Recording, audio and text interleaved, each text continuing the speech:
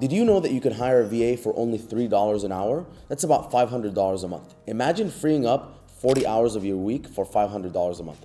That's a deal. All right, so your company or your Amazon brand is growing and you need a little bit more help, right? You're doing everything on your own. You're working 40, 60, 80 hours a week. You need help, but you can't afford a full-time employee like a US employee, right? 6K, 8K, even 5K a month. It's way too much. So you wanna hire a VA. Well, you've come to the right place because I'm going to show you exactly how I do it. I think I have one of the best hiring processes. I've hired over 150 employees. I have actively 85 employees working at Trivium. We've seen thousands of candidates, and I'm going to give you my surefire way of hiring the best VAs, the best onboarding process, and making sure that this VA is incredibly valuable and that $500 really frees up a lot of your time. All right, so what is a VA? A VA is a virtual assistant, and it's basically an overseas employee. This is an employee that's located overseas in a country where the salary is much cheaper. And when we say virtual assistant, we're usually referring to generalists, so people that they're not like an engineer or like accountant, like someone specialized. They're just kind of a general assistant. So who's a VA for? Who should hire a VA? VA is great for anyone that is in this growing phase of their business. They have a lot of things that they're doing. A lot of them are tedious, they're not that meaningful, they're not like very high value strategic. They could be delegated to someone. They also can't afford an expensive employee, so they're looking for someone overseas that's cheap, $500 a month that they can afford. Now, another important question is this ethical, paying someone $500 a month for 40 hours of their work? Let me tell you. My cousin Mina, currently an employee in our company, I love her, she's amazing, she's just like my sister. She was working 60 hours a week, getting paid $400 a month in Egypt, and they were treating her like shit. When I took her over, I started paying her $500 a month. She now makes double that. And with the currency exchange in Egypt, she's been able to provide for her husband, her kid. She has her kid in the best schools. She has diet training, all of that stuff. She's living upper middle class, and before she was struggling. Okay, let's get into the meat of this video. How do you do this? What's the best way to hire a VA? So step number one, for 2 weeks, I want you to document every single thing that you do. Get a log, very simply. Every time you do something, document it. I opened up my Amazon Seller Central to check my profits. Document. I set up an Amazon PPC campaign. Document. Document everything for 2 weeks. Every single thing, so you know exactly what you're working. Step number two, prioritize it from highest value to lowest value. So highest value is things that you do that is gonna add the most amount of impact to the business. Lowest is stuff that really doesn't impact your business but has to get done. For example, posting a story on Instagram, documenting your profits on Amazon, reaching out to an influencer or 10 influencers, asking them if they can collaborate and you don't know if they're gonna get back to you or not. Anyway, so prioritize it, highest to lowest. Step number three, start from the bottom all the way to the top, build SOPs. So this is what I would do. Create a Google Sheet, very simply, right? I have my stuff in Notion and it looks beautiful, but I did it very simply in the beginning.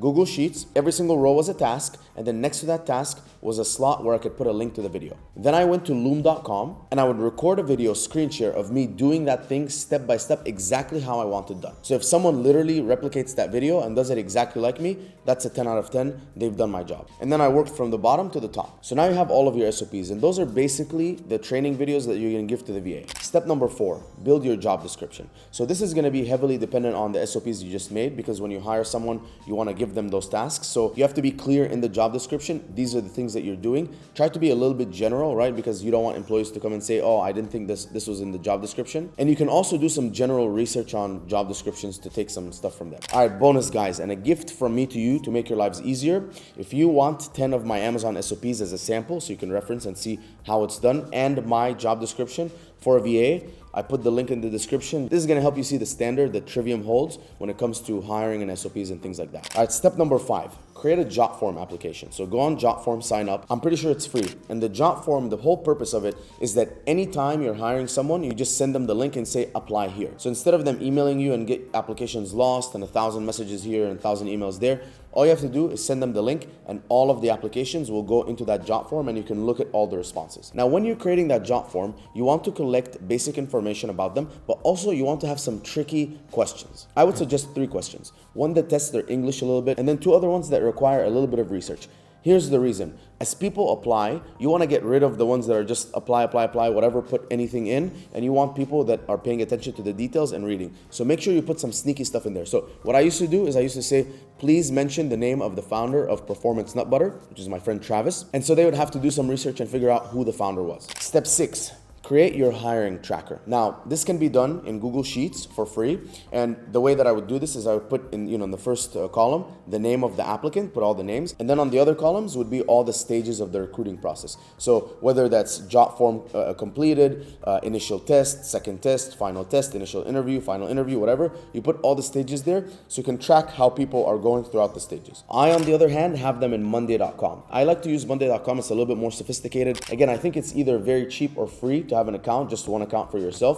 But the thing is, job form connects automatically with Monday.com, and then anyone that fills out the job form automatically gets added to Monday.com, and you can create the pipelines in Monday.com. So I can easily move the card and say, where's John? He's in this stage, he's in this stage, he's in this stage, and everything stays in one card. Obviously, we have like 1,000 applications a month, and only like 100 of them get into the actual process of interviewing. So for me, I need somewhere that I can keep track of everything. A Google Sheet's not gonna work anymore. But for you, it'll probably work.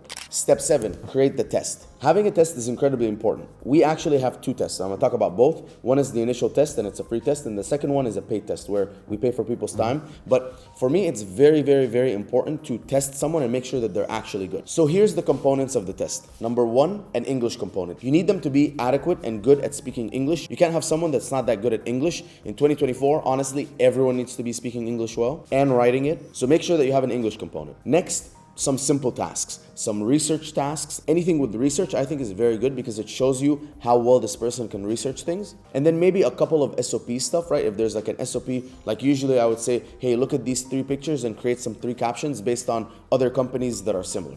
And then they would research the other companies, look at their captions, and then recreate captions for these 3 pictures that I attached. You also want them to show their internet speed and their hard disk drive space live. And by the way, this entire test is recorded live. So you're gonna show them how to do a screen share recording. Maybe use loom.com or whatever free screen sharing tool there is out there for screen recording. And then from the second that they turn it on, they're gonna do all of the stuff for the test, and then they're gonna pause it. So nothing happens during the pause part of the video, or nothing happens before or after the video. Everything happens on the video, so you can watch them and see how they think. Step number 8. The grading sheet. You need to be objective about this, right? You can't just say, I like Mary, I like John, they look good, they look bad. You need to be super objective. So you can combine this with the tracker, with the applicant tracker, or you can have a separate sheet.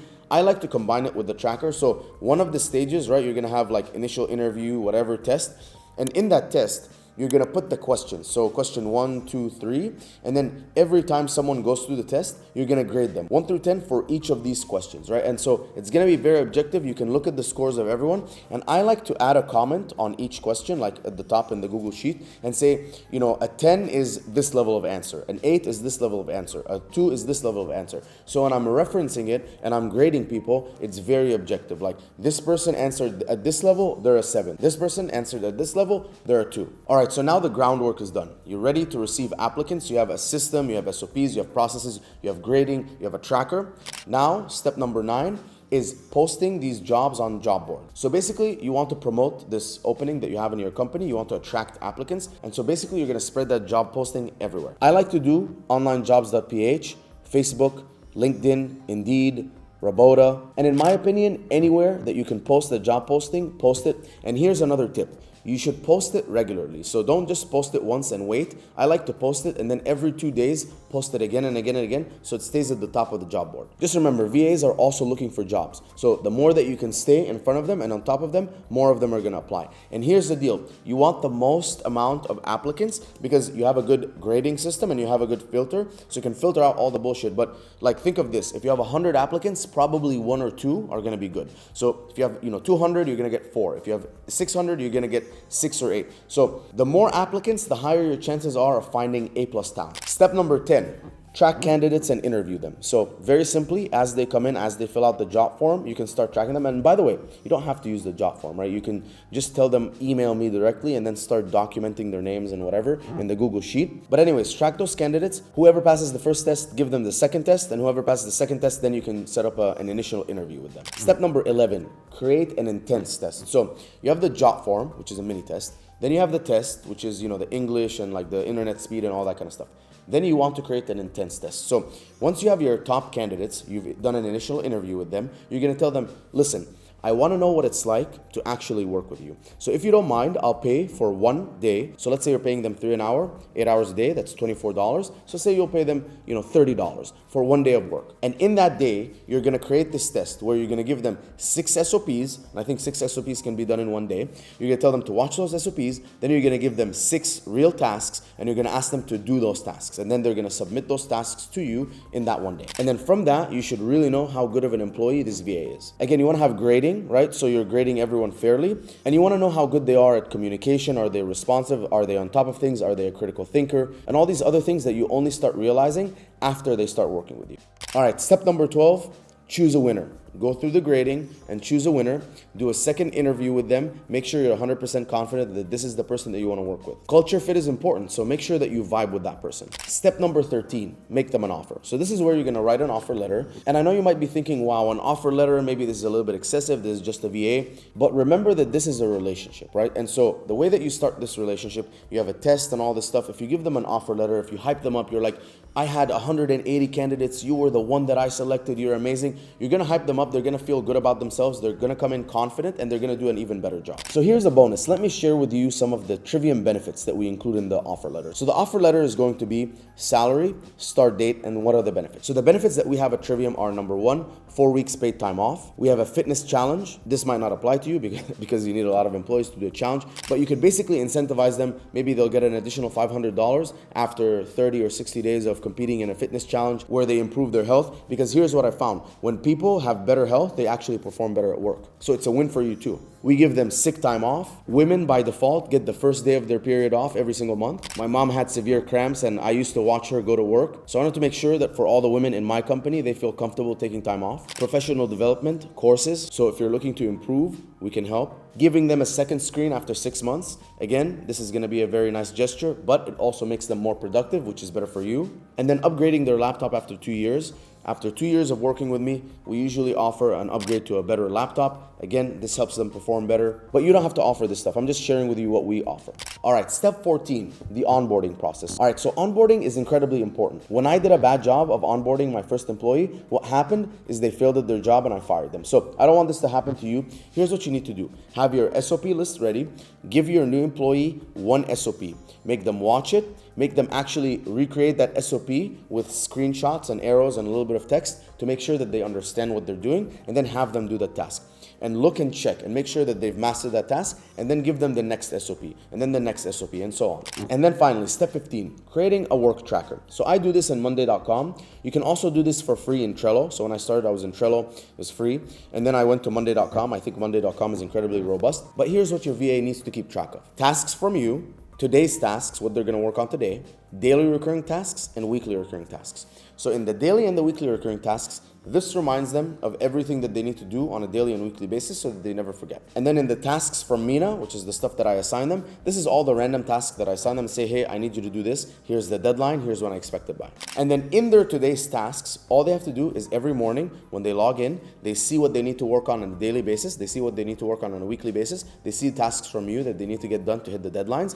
They put it all in today's tasks, and then they send you a screenshot, and that's their login. And in their login every day, when they log into you, they say, hey, good morning, I'm checking into work. They send you their login with a screenshot of what they're gonna work on. And so you can keep track of everything that they're doing. This will give you and them a lot of confidence in the work because they're not guessing what they have to work on, and you're not guessing if they're actually working or not working. I would strongly advise you against any time tracking software. I know people really like to time track and all this stuff, but listen, if you have to babysit them, if you have to watch their monitor to time track them to make sure they're getting their shit done, they don't belong in your company. You need someone that's a savage, that's gonna come in there, they're gonna get shit done. You don't need to track them, you just look at their performance. Did they do the 10 things that they needed to do today? Yes, performance is good, they're a good employee. No, performance is bad, they're not a good employee. It's that simple. You don't need to track time. All right, what are some downsides of hiring a VA? Number 1, English. Always a language barrier. Number 2, sometimes they work on multiple accounts at a time, so they could be working for you and this other company, and they're collecting 500 here, 500 there, and their work is pretty poor on both companies. Another one, it's very hard to find good people to trust, so that's why you need a very robust hiring process, and you need to attract a lot of candidates. And I feel like I struggle with finding VAs that are critical thinkers. So that's actually why I like to go and hire engineers. And so I go and find engineers. Engineers usually are critical thinkers. I'm an engineer. I'm not saying all of them are, but you're more likely to find a critical thinker that's an engineer. And then I pitch them and I say, this job is way better than engineering. I used to be an engineer. Engineering sucks. It's boring. You clock in, you do the same shit every single day, you clock out. In this company, you can grow 10 times faster. This is a much better industry. It's fast growing. Just because you studied engineering, you can always go back to engineering, but come and do this, work online, have a dream job. And what are some alternatives to hiring a VA? The main one here is hiring an agency. So for example, you want to hire a VA to do your Amazon PPC, you can instead hire an agency like Trivium, who has employees that have been trained, that have managers and quality control and all that kind of stuff, and you can basically hire them to do the job. Obviously, pros and cons. Pros, you're gonna get someone really good. Cons, you're not gonna own them as an employee. All right, guys, I hope you liked this video. I know it was a lot. If you have any questions about hiring a VA, please comment. I'm gonna help everyone. And if you wanna check out this video that I did about the top 3 Amazon PPC strategies I'm utilizing right now to drop my ACOS, please check it out. And if you're looking for help with your Amazon brand and you need some help, some consultation, some guidance, reach out to my team. I'm gonna put the link in the description, and make sure to subscribe and hit that subscribe button. There's a lot more fire content that I'm putting out every single week. And comment below any questions that you have. I will answer them. I answer every single comment. Peace out.